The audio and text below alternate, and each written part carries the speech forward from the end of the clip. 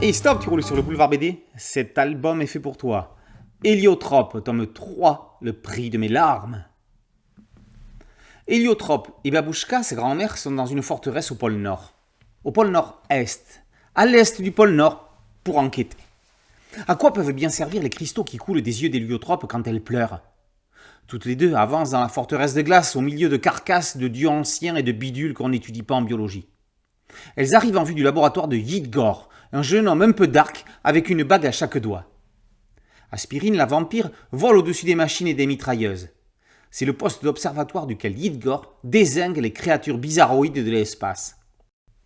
Si Héliotrope est venu à sa rencontre, c'est pour qu'il lui apprenne à maîtriser ses super-pouvoirs et qu'elle puisse faire des cristaux qu'elle produit, un truc aussi bien que la toile de Spider-Man.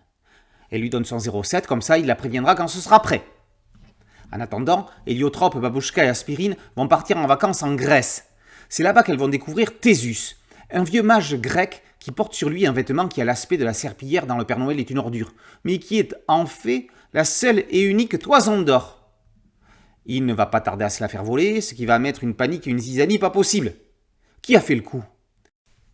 Entre enlèvement, dragons et villageois qui s'en mêlent, parce que quand on n'a pas trop de distractions, ni un PC gaming avec une bonne connexion Wi-Fi, on embarque en pleine nuit sur un pick-up avec des mitraillettes et des fourches, la course-poursuite risque d'être sanglante.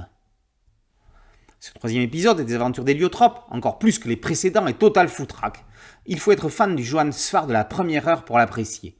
Le scénariste passe du coq à l'âne dans un rôle de maître de jeu de rôle, posant des embûches devant ses joueurs au fur et à mesure de l'avancement de l'intrigue. Quand on l'analyse, c'est au final pas si n'importe quoi que ça. Dans ce volet, il est question d'adolescence et de cœur qui change, de corps qui change, de métamorphose. C'est ce que symbolise les larmes de cristal de l'héroïne. Il y a aussi un petit peu de politique à la fin. Si la série passe malheureusement quasi inaperçue dans la production du Puy, c'est parce qu'il y a un inévitable problème de ciblage. Le graphisme tout public et marqué jeunesse de Benjamin Shaw se trouve le cul entre deux chaises, ou plutôt la plume entre deux cases, parce que certaines scènes sont bien sanglantes, ce qui explique peut-être pourquoi elle n'a pas été prépubliée dans Spirou. Héliotrope est une série ovni, plutôt destinée aux sphariphiles, qui retrouveront l'ADN de leur idole. On l'aurait plutôt vu édité chez l'association dans la collection 48cc. Elle est chez Dupuis, qui pourrait faire un petit effort pour la promouvoir. Joyeusement déjantée, moderne, décalée et parfois subversive, on en redemande. Héliotrope, tome 3, le prix de mes larmes, par Sfar et Shaw, est paru aux éditions Dupuis. Boulevard BD, c'est un podcast audio, un site dédié et une chaîne YouTube. Merci de liker, de partager et de vous abonner. A très bientôt sur Boulevard BD. Ciao.